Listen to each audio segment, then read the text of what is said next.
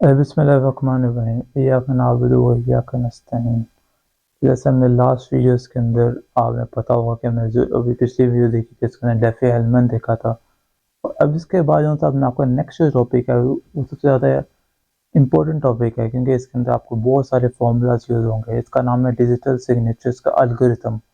पहले हमने आरएसए के अंदर देखा था किस तरीके से डिजिटल सिग्नेचर यूज़ होते हैं। आज हम इसका एक डिजिटल सिग्नेचर का एल्गोरिथम देखेंगे, क्योंकि हर जो आपका एन्क्रिप्शन का प्रोसेस है वो पहले फेल होता है, उसके बाद आपका एक नया प्रोसेस आता है। उसके अंदर कोई लूप होल्स होते हैं, वो जब उसमें कोई मसला आता है उसमें जब वो अटैकर इस पर परफॉर्म कर लेते हैं, उसको ब्रेकआउट कर लेते हैं, उसके बाद आपका एक नया एल्गोरिथम्स आते हैं। और इसी तरीके से इसके अंदर आपको पता लगता रहता है कि नए से नए अब आज भी अगर कोई एल्गोरिथम होगा उसको भी जब ब्रेक किया जाएगा तो उसके बाद भी एक नया एल्गोरिथम आ जाएगा। इसी तरीके से है, जैसे पहले जो सा होता था वो कोई और चीज़, जैसे पहले कंप्यूटर्स नहीं होते थे, कंप्यूटर्स के अलावा मैनुअल काम होता था, तो कंप्यूटर्स ने रिप्लेस तो कर दिया, मैनुअल काम को रिप्लेस कर दिया। इसी तरीके से एक जो चीज़ पिछली जो चीज़ ख़राब होती है उसकी बेस पर आपको एक नई चीज़ आती है। तो हम लोग और डीएसए को देखेंगे। लेकिन वीडियो को शुरू करने से पहले अगर आपने चैनल को सब्सक्राइब नहीं किया, सबसे पहले इसको सब्सक्राइब करें ताकि ज़्यादा से ज़्यादा इसको इसको फ़ैन फॉलोइंग बढ़ भी सके और मोटिवेशन भी हासिल हो सके। और इसके अंदर जो आपको कोई गलती नज़र आती है उसको आप वहाँ पर पॉइंट आउट भी कर सकते हैं। और अच्छा, आज की वीडियो के अंदर जब देखेंगे इसके अंदर काफ़ी सारे फॉर्मूलाज हैं, वो आपने सारी कैलकुलेशन परफॉर्म करनी होगी। उसकी मदद से आपके अंदर आर और वी की वैल्यू आपने वेरीफाई करनी है, फिर आपकी वेरिफिकेशन होगी। आपको इसमें हमने डिजिटल सिग्नेचर्स को क्रिएशन करनी होती है कि डिजिटल सिग्नेचर्स को हम लोग किस तरीके से क्रिएट कर सकते हैं, और पब्लिक की और प्राइवेट की मदद से हम लोग किस तरीके से डिजिटल सिग्नेचर्स को क्रिएट कर सकते हैं। तो इसके अंदर जो सा आज की वीडियो है, इसके अंदर आपको हर जो आपकी कैलकुलेशन होगी वो पिछले के ऊपर डिपेंडेंट होगी। अगर आपकी पिछली वाली कैलकुलेशन गलत होगी तो आप आगे वाली कैलकुलेशन सारी ही गलत हो जाएंगी। तो इसके अंदर आपने हर जो कैलकुलेशन वो परफॉर्म करेंगे उसका आपने खास तौर पर ख्याल रखना है, ताकि आपकी एंड पे वेरिफिकेशन हो वो बिल्कुल करेक्ट हो। तो स्क्रीन की तरफ मूव करते हैं, ओवर टू द स्क्रीन। जी, तो आज की वीडियो के अंदर हमें सीखना है वो डीएसए है। डीएसए का मतलब क्या है? वो ये है कि डिजिटल सिग्नेचर्स एल्गोरिथम। आगे आप एल्गोरिथम लिखते हैं तो आपका वो क्या बन जाएगा? डीएसए बन जाएगा। तो इसके अंदर डीएसए के अंदर क्या होता है कि डाटा, सबसे पहले आपने अंडरस्टैंड करना है कि डिजिटल सिग्नेचर्स क्या होते हैं। ये आपको इस पर मैं स्लाइड बाय स्लाइड इसमें मैं पॉइंट्स आपको इस पर से बता रहा हूँ, ताकि इसमें से आपको इसका इसी टर्म्स को ही पता हो, आपको पता हो कि डिजिटल सिग्नेचर्स क्या होते हैं। इस वजह से इसके अंदर मल्टीपल चॉइस क्वेश्चंस होते हैं एमसीक्यू, इसके अंदर आपको पता होगा इसका करेक्ट ऑप्शन आपकी क्या होनी चाहिए उसके अंदर, क्योंकि उसके अंदर आपको हो सकता है कि न्यूमेरिकल बेस ना हो तो आपको थ्योरी बेस पे हो सकता है। इसमें आपको साथ बाय साथ इस स्लाइड्स के अंदर भी आपको रिव्यू करवा रहा हूँ कि इसके अंदर क्या क्या लिखा हुआ है। डिजिटल सिग्नेचर से आप मैं यहाँ पर बता देता हूँ कि डिजिटल सिग्नेचर्स एक ये मैसेज है। फॉर एग्जाम्पल, जैसा आपको मैंने पहले भी बताया था पिछली वीडियोस के अंदर, आरएसए के अंदर और उसकी पिछली वीडियोस के अंदर, ये एक मैसेज है। इस मैसेज के अंदर मैंने मैसेज में कुछ भी लिख दी है और मैंने ये भेज दिया रिसीवर के पास। रिसीवर को किस तरीके से पता लगे कि ये जो मैसेज है ये मैंने ही भेजा है, ये एक सेंडर है और ये रिसीवर है। ये मेरा मैसेज जो सा है वो सेंडर के पास है, ये वाला, ठीक है। मैंने ये भेजा रिसीवर के, रिसीवर को किस तरीके से पता लगे, आपको मैंने पहले भी बात बताई हुई है कि रिसीवर को कैसे पता लगे ये मैसेज जो सा ये मैंने भेजा। इसका तरीका ये है कि यहाँ पर एक सेंटर में मैं यहाँ पर एक अपने सिग्नेचर्स कर देता हूँ। सिग्नेचर्स आपको बताया था एक ऐसी चीज़ होती है, वो आपको मैंने पहले भी वीडियोस के अंदर बताया था कि जो प्राइवेट की होती है उसकी मदद से सिग्नेचर्स क्या होते हैं, क्रिएट होते हैं। तो मैं अपनी प्राइवेट की, मतलब जो सेंडर है वो अपनी प्राइवेट की मदद से सिग्नेचर्स को क्रिएट करेगा और रिसीवर की पब्लिक की मदद से मैसेज को इंक्रिप्ट करेगा, भेजेगा रिसीवर के पास। रिसीवर उधर जाके ये करेगा, रिसीवर उधर जाके जो उसके पास ये मैसेज आया होगा उसने वेरीफाई करना है कि ये जो सा मैसेज है इसी सेंडर ने भेजा है। यहाँ पर उसके सिग्नेचर्स हुए होंगे। सबसे पहले वो क्या करेगा, प्राइवेट की क्या होती है, क्रिएशन क्रिएशन के लिए होती है, वो रिसीवर करेगा। रिसीवर अपनी पब्लिक की मदद से, तो उसके पास अपनी पब्लिक की तो उसके पास अपनी होगी, वो क्या करेगा, इस मैसेज को क्या करेगा, इससे सिग्नेचर्स को क्या करेगा, वेरीफाई करेगा। इस चीज़ का बारे में आपको मैंने बताया था कि पब्लिक की किस लिए यूज़ होती है, वेरिफिकेशन के लिए भी यूज़ होती है। अब वेरीफाई उसने कर लिया कि ये सिग्नेचर जोन से हैं ये इसी सेंडर ने किए थे, ये करेक्ट है। और वो क्या करेगा, अपनी प्राइवेट की मदद से, प्राइवेट की मदद क्या होती है, डिक्रिप्ट के लिए भी यूज होती है, उसकी मदद से इसको डिक्रिप्ट करेगा इस मैसेज को जो कि सेंडर ने भेजा है। उसके बाद उस मैसेज को वो क्या कर सकता है, देख सकता है। इस प्रोसेस के अंदर हमने जो काम यूज किया वो किया है डिजिटल सिग्नेचर्स का। यहाँ पर आप देख सकते हैं, यहाँ पे लिखा हो लैक ऑफ ट्रस्ट इशू, इसको वो रिजोल्व करता है। सिंपल मैसेज यहाँ भेज सकते, इसको रिजोल्व करता है, जैसा वो सारा बताया। और रिसीवर जो है वो ये नहीं कह सकता है कि ये सेंडर ने नहीं भेजा, या सेंडर डिनाई नहीं करता। दोनों आपस में एक ही पेज पर होंगे, इसको आप कहते हैं कि वन पेज। ये दोनों एक ही पेज पर होंगे, जो सिग्नेचर उसने किए हैं उसको वेरीफाई ही कर सकता है। इसी तरीके से नॉन रेपुटेशन होगा कि दोनों आपस में मतलब वही चीज़ है कि ये नहीं कह सकते कि उसने नहीं भेजा, या मैसेज फॉरवर्ड करके या कोई भी बीच में हाई चेकिंग करके वो चीज़ें डिजिटल सिग्नेचर्स की मदद से नहीं हो सकता। तो ये चीज़ यहाँ पे लिखी हुई है, आप देख सकते हैं कि डिजिटल सिग्नेचर होते हैं, एक कोड होते हैं जिसको आप मैसेज के साथ पेंड करके, यहाँ पर अपेंडेड विद इट, एक मैसेज को आप पेंड करके नीचे उसको आप भेज देते हैं। इससे क्या होता है, इससे डिजिटल सिग्नेचर वेरीफाई होता है कि ऑथर इसका वही है, ऑथेंटिकेट होता है मैसेज। जब उसको ऑथेंटिकेट करते हैं, इंश्योर नॉन रेपुटेशन कि ये उसी सेंडर ने भेजा है, उसी रिसीवर को, ये इसके अंदर एक नॉन रेपुटेशन भी होती है। वेरीफाई होता है कि थर्ड पार्टी भी verify by third party to resolve disputes, एक इसको थर्ड पार्टी के जरिए से भी भेजा जा सकता है। तो डिजिटल सिग्नेचर के सारे फायदे होते हैं। Signatures can not be separated from one message attach to another, इसको आप यहाँ से उठा के किसी और पर नहीं लगा सकते, कॉपी पेस्ट नहीं कर सकते। Signature try to message been signed, उसी मतलब उसी सेंडर ने जिसने उसको भेजना है वही अपने मैसेज के ऊपर इस डिजिटल सिग्नेचर्स को डाल सकता है। और डिजिटल सिग्नेचर्स के अंदर हमने कुछ चीज़ें और याद रखें। आपसे अब इस तरीके से पूछा जा सकता है कि डिजिटल सिग्नेचर्स के जो से हैं रिक्वायरमेंट्स क्या क्या होती हैं। अब इसमें must be depend on message to be signed, कि मैसेज के ऊपर आपने सिग्नेचर लाजमी करने हैं। उसके अलावा इन्फॉर्मेशन यूनिक होनी चाहिए, जो भी आप उस पर डालेंगे यूनिक ऑब्वियस बात हो। जब अपनी प्राइवेट की के ज़रिए से उसको क्रिएट करेंगे तो वो हमेशा से यूनिक ही होगी, वो किसी के पास आपकी प्राइवेट की नहीं होगी, तो हमेशा से वो क्या होगी, यूनिक ही होगी। उसके अलावा must be relative easy to produce होने चाहिए, ईजी टू वेरीफाई होनी चाहिए, new message assistant digital signature. तो ये सारी चीज़ें जो सी होगी, retain a copy in storage, की कॉपी भी आपने जनरेट कर, एक कॉपी भी आपने रखनी होनी, अपने पास रखनी होनी चाहिए। तो ये सारी आपकी क्या हो जाएंगी, डिजिटल सिग्नेचर्स की रिक्वायरमेंट्स हो गई। होप सो आपको डिजिटल सिग्नेचर्स के बारे में, डिजिटल सिग्नेचर्स क्या होते हैं इसके बारे में आपको पता लग चुका होगा। उसके बाद डीएसए के अंदर, डीएसए हम लोग डीएसए स्टार्ट करने लगे, जैसा डिजिटल सिग्नेचर एल्गोरिथम। इसकी रिक्वायरमेंट्स क्या होती हैं, ये क्या हो करता है, ये 320 बिट का सिग्नेचर्स क्रिएट करता है। इसकी सिक्योरिटी, ये सारे आपके एमसीक्यूज के अंदर आपके इंपॉर्टेंट आ सकते हैं। इसकी सिक्योरिटी कितनी होती है, 512 से लेकर 1024 होती है। ये फास्टर होता है आरएसए से।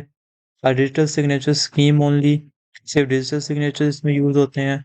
Security depends on difficulty of computing discrete logarithm से, सारी सिक्योरिटी इसकी ये मेंटेन होती है। अच्छा, अब डिजिटल डीएसए का क्वेश्चन किस तरह से आ सकता है वो हम देख लेते हैं। तो इस तरह से आपको क्वेश्चन आ सकता है डीएसए एल्गोरिथम का, कि इसके अंदर आपको पी जो ये गिवन है, appropriate P, choose appropriate P. अगर आपको ये नहीं है तो मतलब इस तरीके से आपको इस तरह क्वेश्चन आ सकता है। एज आपके पास 3 है, एक्स आपके पास आप कोई भी नंबर ले सकते हैं, के आपके पास कोई भी नंबर आ सकता है।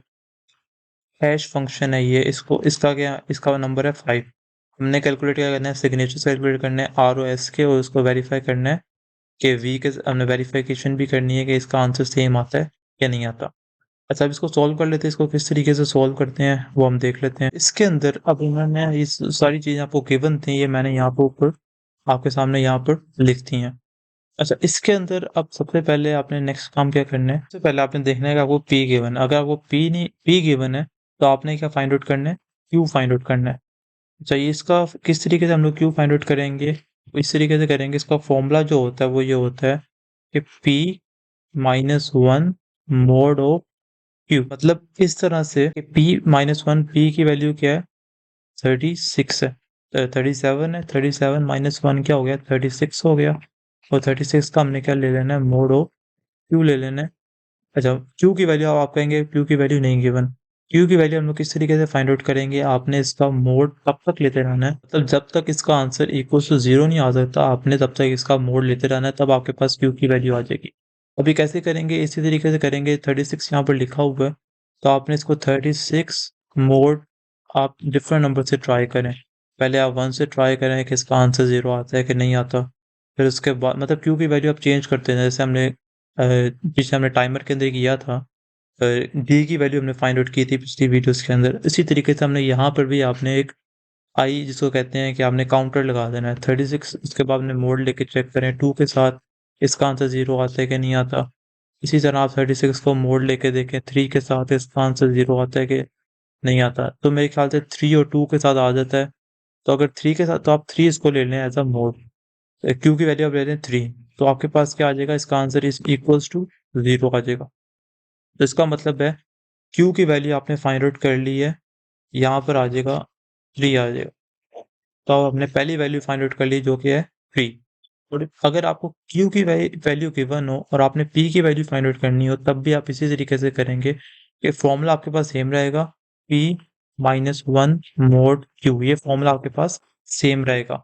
आपने क्या करना है, थ्री अगर आपको क्यू की वैल्यू गिवन है, यहाँ पर वैल्यू पुट करनी हो, यहाँ पर आपने काउंटर लगा के आपने चेक करते जाना है कि कब आपकी वैल्यू इज इक्वल्स टू 0 आएगी। इस तरह से आपने पी और क्यू जो सी दो वैल्यूज हैं ये आपने फाइंड आउट कर लेनी है। तो ये फाइंड आउट करने के बाद जो आपके पास नंबर 2 स्टेप होगा, नंबर 2 स्टेप के अंदर हमने फाइंड आउट करना है जी।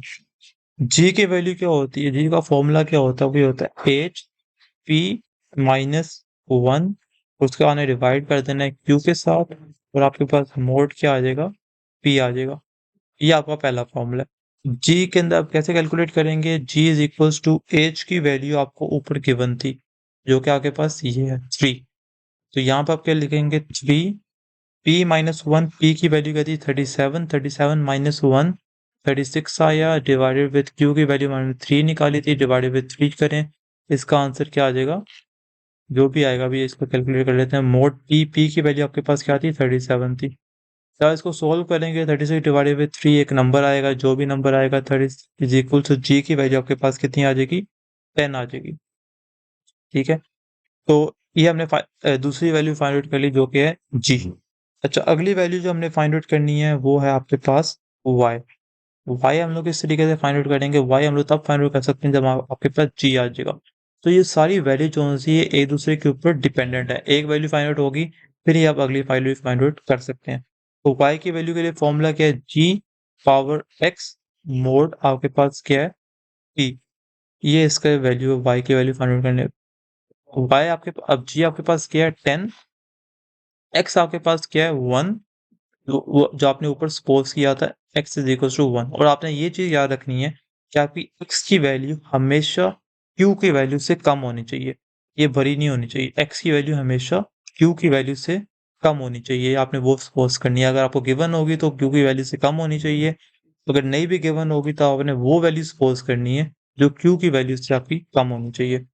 तो यहाँ पर हमने x की वैल्यू 1 सपोज की है जो कि q से कम है, q आपके पास 3 है, तो मोड आपने क्या लेना है, p के साथ 37 का ले लेना है। तो जब इसको कैलकुलेट करेंगे तो आपके पास y की वैल्यू भी क्या आएगी, 10 आ जाएगी। ठीक है, 10 आ गई। अब नेक्स्ट चीज आपने क्या करनी है, आपने इसकी पब्लिक की जनरेट करनी है। पब्लिक की आप कैसे जनरेट करेंगे, इसकी पब्लिक की जनरेट करने के लिए आपके पास p होना चाहिए, q होना चाहिए, g होना चाहिए और y होना चाहिए। ये आपके पास चार चीजें होनी चाहिए। अब मेरे ख्याल से आपके पास ये सारी चीजें आ गई हैं। p की वैल्यू आपके पास क्या आई है 37, q की वैल्यू आपके पास क्या आई है 3, g की वैल्यू क्या आई है 10 और y की वैल्यू क्या आई है आपके पास 10। तो इस तरीके से आपने क्या जनरेट कर ली है, पब्लिक की जनरेट कर ली है। अब हमने क्या जनरेट करनी है, हमने एक प्राइवेट की जनरेट करनी है। इसके लिए क्या क्या चीजें आपको रिक्वायर्ड है वो देख लेते हैं। अच्छा, प्राइवेट की के लिए आपको बहुत पी और क्यू आपके पास होना चाहिए। पी क्यू के बाद आपके पास जी है और उसके बाद आपके पास एक्स है। सारी वैल्यूज आपको इस तरीके से हमने फाइंड आउट कर चुके हैं ऑलरेडी। तो इसी तरह से पी आपके पास 37, क्यू आपके पास 3, जी आपके पास 10 और एक्स आपके पास 1। इस तरह से आपके पास ये क्या आ गई है, प्राइवेट की आ गई है। प्राइवेट की आने के बाद आपने नेक्स्ट चीज जो फाइंड आउट करनी है वो आपने फाइंड आउट करना है आर। आर हम लोग कैसे फाइंड आउट करेंगे, आर का फॉर्मूला ये है आर जी पावर के, और मोड आपने सबसे पहले लेना है पी के साथ, इसको मल्टीप्लाई करना है मोड को क्यू के साथ। इस तरह से आपके पास क्या आ जाएगा, आर की वैल्यू। अब आर के ना देख सकते हैं कि हमने जी भी आना चाहिए। जी हमने ऊपर कैलकुलेट ऑलरेडी कर लिया, तो हर चीज़ जो थी पिछले के साथ डिपेंडेंट है। अगर पिछली चीज़ फाइंड आउट होगी, फिर ही आप अगली चीज़ फाइंड आउट करेंगे। और एक चीज़ आपकी गलत हुई, आपका ऑलरेडी सारा क्वेश्चन रॉन्ग हो जाएगा। तो हर चीज़ जो सी आपने अच्छे तरीके से वन बाय स्टेप करके फाइंड आउट करनी है। तो जी की वैल्यू आपके पास क्या आ जाएगी 10, के की वैल्यू आपके पास 1 है, ये भी आपकी वैल्यू के से क्यू से आपकी कम होनी चाहिए, ये भी हमने ऊपर सपोज की थी, ये वैल्यू भी आपकी उससे कम होनी चाहिए। तो के की वैल्यू आपके पास 1 आ गई है, इसका आपने क्या लेना है मोड ऑफ पी लेना है। पी आपके पास क्या है 37 है, इसको आप जब सॉल्व करेंगे उसके बाद आपने इस पूरे का मोड लेना है क्यू के साथ जो कि आपके पास क्या है टी है। तो इसको जब आप सॉल्व कर सकते हैं, अब अपने पास आपके पास कैलकुलेटर्स वगैरह होंगे तो आपके पास इतना क्या आ जाएगा, सबसे पहले 10 मोड टी आएगा, और उसके बाद जब इसका मोड लेंगे तो आपके पास आंसर क्या आ जाएगा 1। इस तरह से आपके पास आर की वैल्यू क्या आ गई है 1 आ गई। अच्छा, आर हमने फाइंड आउट कर लिया, जो नेक्स्ट चीज़ हमने फाइंड आउट करनी है वो है एस। एस हम लोग किस तरीके से फाइंड आउट करेंगे, वो इस तरीके से, इसका फॉर्मूला होता है के इनवर्स मल्टीप्लाई बाय, ये मल्टीप्लाई का साइन है, H plus R multiply by X, ठीक है। ये आपके पास किसका फॉर्मूला है, एस का फॉर्मूला है। तो आप देख सकते हैं कि इसके अंदर हमने एक नई चीज़ है, इसके अंदर के इनवर्स, नई चीज़ नहीं है, पुरानी चीज़ ही है। अब के इनवर्स हम लोग इस तरीके से फाइंड आउट करते हैं, इसका फॉर्मूला क्या होता है, तो वो ये है कि के मल्टीप्लाई करना है आपने आई के साथ, और इसका आपने मोड लेना है क्यू के साथ, इज इक्वल टू इसका आंसर 1 आना चाहिए। अब इसको आप इस तरीके से सॉल्व करेंगे कि आई जो आपके पास काउंटर है ऑलरेडी आपको पता होगा, तो के की वैल्यू क्या थी 1, 1 मल्टीप्लाई बाय अगर 0 करो और मोड उसके बाद टी के साथ लो, इज इक्वल टू आंसर आपका 1 नहीं आता। इसी तरीके से आप नेक्स्ट आई की वैल्यू आप चेंज कर दें, आई की वैल्यू 1 कर दें, 1 इंटू 1 मोड 3 लें तो आपका आंसर क्या आ जाता है 1 आ जाता है। तो आप आई की वैल्यू इधर आप के इनवर्स की वैल्यू आप क्या लेंगे, जो भी आपने आई की वैल्यू सपोज की है, तो इसका जब न्यू फॉर्मूला बनेगा एस इज इक्वल टू, इसका मतलब है आई मल्टीप्लाई बाय, अंदर क्या आएगा 8 प्लस आर मल्टीप्लाई बाय, इधर मल्टीप्लाई का साइन और यहाँ पे क्या आ जाएगा एक्स, और यहाँ पर क्या आ जाएगा मोड, और यहाँ पर आ जाएगा क्यू। तो आई आप अब इसके अंदर वैल्यूज के अंदर फॉर्मूले के अंदर वैल्यूज पुट कर लेते हैं। आई की वैल्यू आपके पास है 1, तो यहाँ पर एच ऑफ एम की वैल्यू जो कि आपको गिवन है वो आपने यहाँ पे ले लेनी है 5। यहाँ पर आपने ये याद रखना है कि आपने एच ऑफ एम की वैल्यू लेनी है। एच ऑफ एम ऑलरेडी यहाँ पर लिखा हुआ है, जो आपको ये भी गिवन है एच ऑफ एम ये है, तो आपने ये वाली वैल्यू यहाँ पुट आउट करनी है, जो कि आपके पास क्या आ जाएगी 5 आ जाएगी। तो ये क्या हो जाएगा 5 प्लस 1 आपके पास 6 होता है, 6 इंटू 1 6 होता है, उसके बाद मोड आपने क्या ले लेना है 3 के साथ ले लेना है। एस की वैल्यू आपके पास कितनी आ जाएगी, जब इसको 6 इंटू 1 उसके बाद मोड 3 के साथ लेंगे तो एस की वैल्यू आपके पास 0 आ जाएगी। तो ये हमने एस भी फाइंड आउट कर ली है। अब जो नेक्स्ट चीज़ हमने, अब हमारे पास जो डिजिटल, अब इसकी मदद से आपके पास यहाँ पर क्या आ जाएगा, डिजिटल सिग्नेचर आपने फाइंड आउट कर ली है।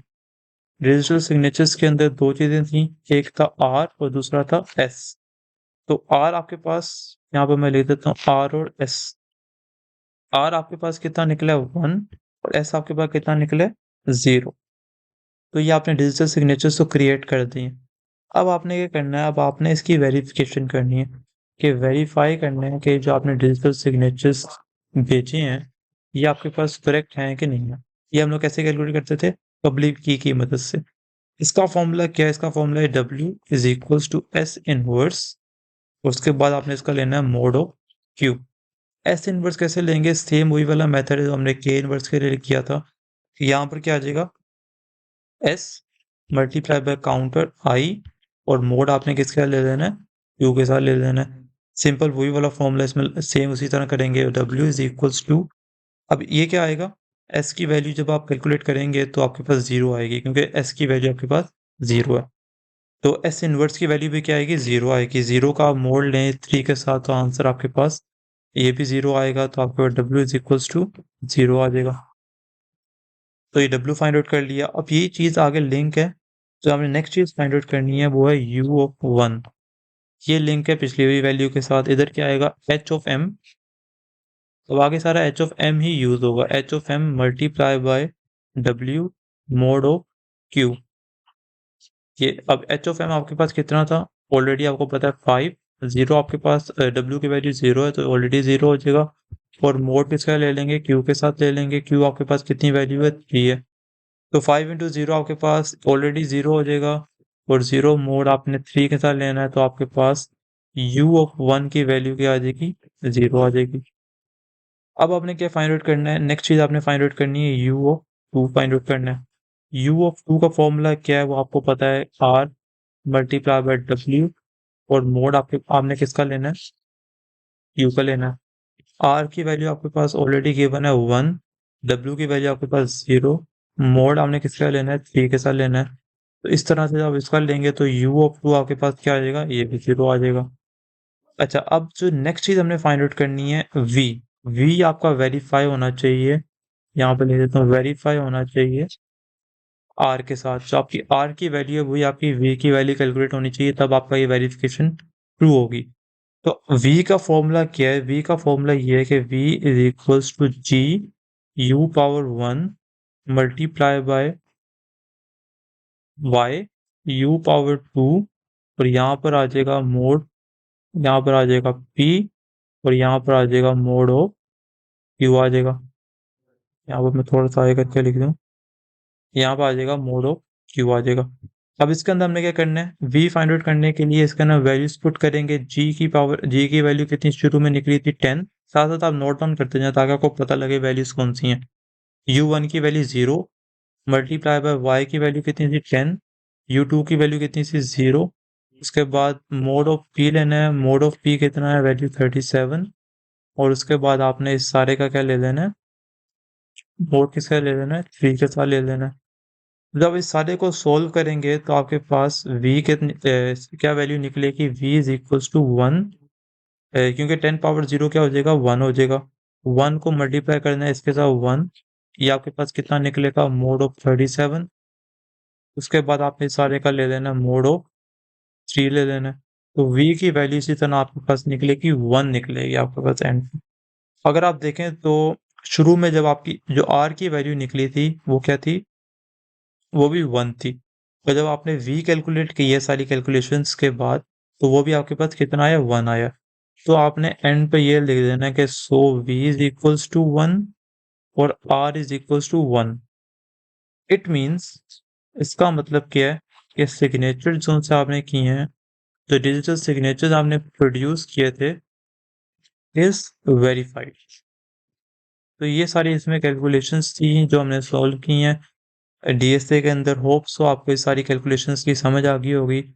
फॉर्मूले आपने याद करने हैं, उसकी मदद से आप इसका क्वेश्चन उनसे सॉल्व कर सकते हैं।